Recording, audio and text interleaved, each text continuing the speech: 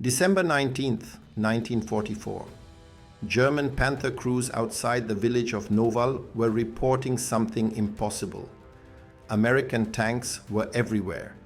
They would appear out of the fog, fire a single shot into a Panther's flank, then vanish before the turret could turn to respond. Minutes later, the same thing would happen from a completely different direction. German intelligence reported to 2nd Sponsored Division headquarters that they had encountered a full American division at Noval. They were wrong. The Americans had a handful of tank destroyers, 18-ton vehicles with paper-thin armor that couldn't survive a single hit. But the Germans couldn't hit them. The M18 Hellcat was the fastest tracked vehicle of World War II. And on that frozen morning outside Bastogne, speed was proving deadlier than armor. The German war machine had built the most feared tanks in the world. The Tiger, the Panther, monsters that could destroy Allied armor at ranges exceeding a mile.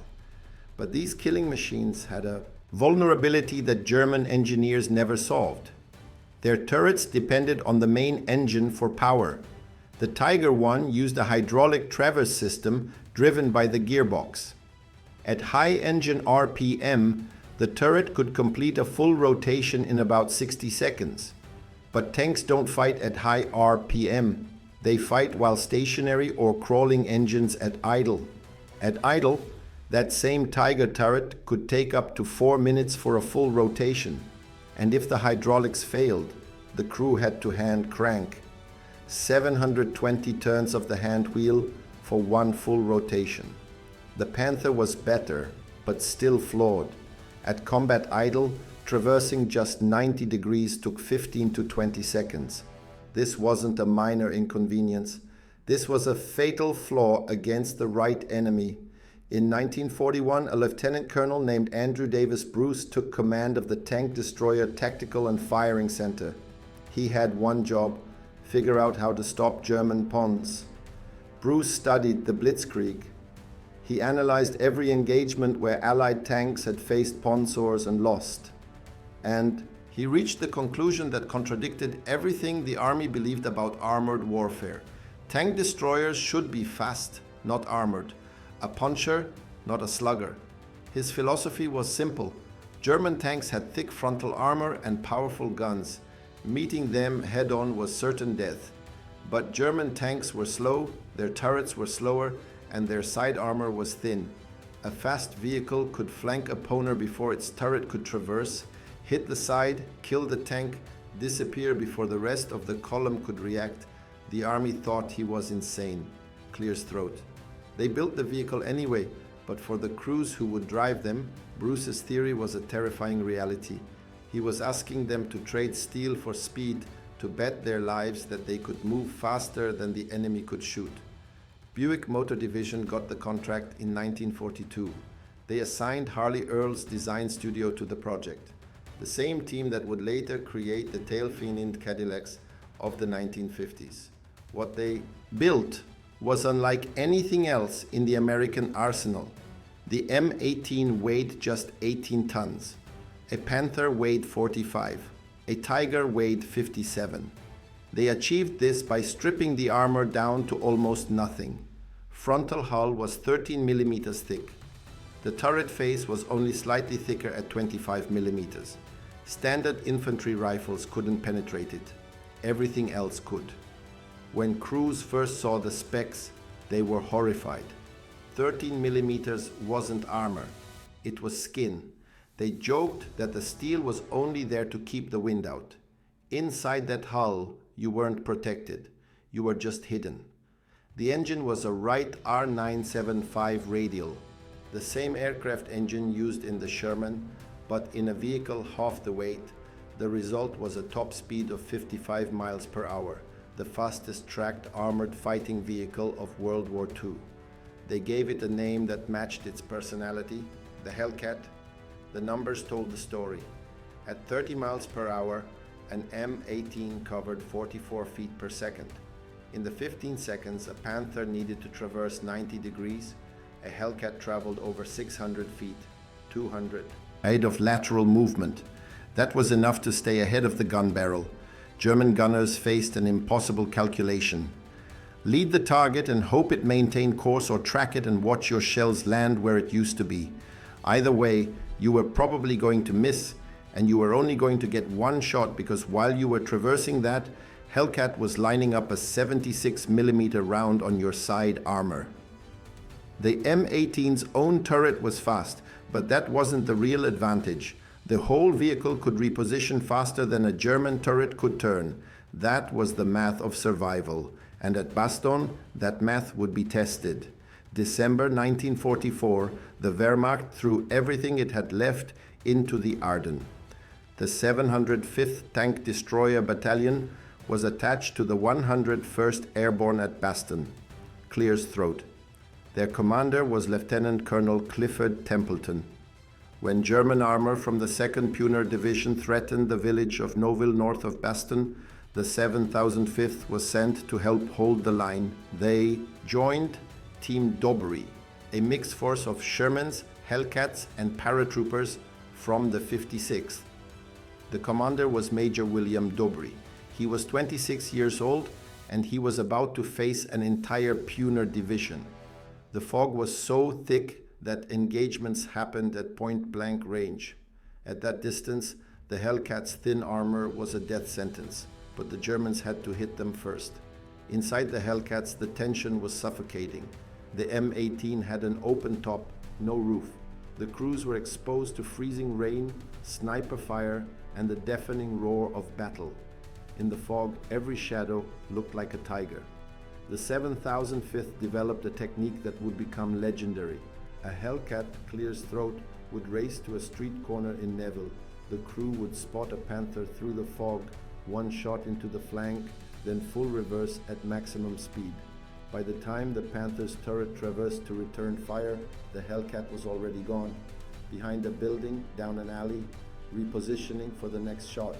Moments later, the same Hellcat would appear on the opposite side of the German column. Another shot, another kill, another disappearance. The Germans couldn't track them. Clear's throat. Every time they turned to engage one threat, another appeared somewhere else. Reports to 2nd Panzer Division headquarters grew increasingly alarmed. They were being hit from all sides by what they estimated was a full American armored division. They were fighting a single reinforced battalion, a 26-year-old major, and a handful of tank destroyers with fast feet. Speed couldn't save everyone.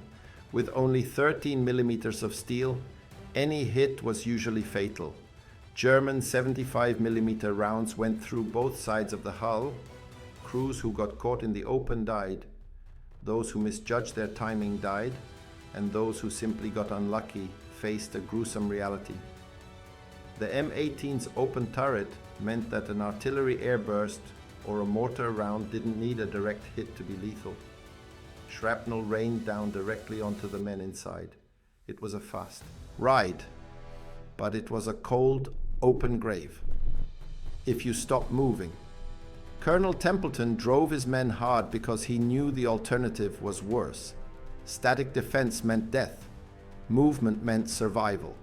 Over December 19th and 20th, Team D. Sorry and the 700th destroyed over 30 German tanks around Noville. The village eventually fell. The American force was too small to hold against the full weight of the 2nd Panzer Division, but they had bought time, critical hours, for the 101st Airborne to establish the defensive perimeter that would hold Bastogne. Templeton survived the bulge. He kept commanding the 75th through the drive into Germany. On March 1st, 1945, an artillery shell struck his command post. He never saw the victory his tactics helped achieve. 4 months later, a different Hellcat battalion would prove the math in a completely different way. The 85th Tank Destroyer Battalion was the only unit in Italy fully equipped with M18s. Their commander was Lieutenant Colonel Herbert Fowler. The crews painted unauthorized black cat logos on their turrets. A cartoon cat biting a tank on an orange disc. Command told them to remove the markings. They didn't. It was a small act of rebellion, but it mattered. They were driving the most fragile vehicles in the theater. That cat logo was their way of baring their teeth. If they were going to die in these things, they were going to do it with their own identity. In April 1945, the Allies launched their final offensive in Italy. After months of grinding through the Anine Mountains, the Po-Clears Throat Valley stretched ahead like a billiard table. German forces were retreating, columns of trucks, half-tracks, and tanks streaming north toward the Alps. The soldiers called what happened next the rat race. The Po Valley was perfect Hellcat country, flat, open, no hedge or forest to slow them down. Clear's Throat. The 8,005th crews found themselves driving parallel to retreating German columns, not behind them, beside them. At 30 miles per hour, they would pull alongside and open fire.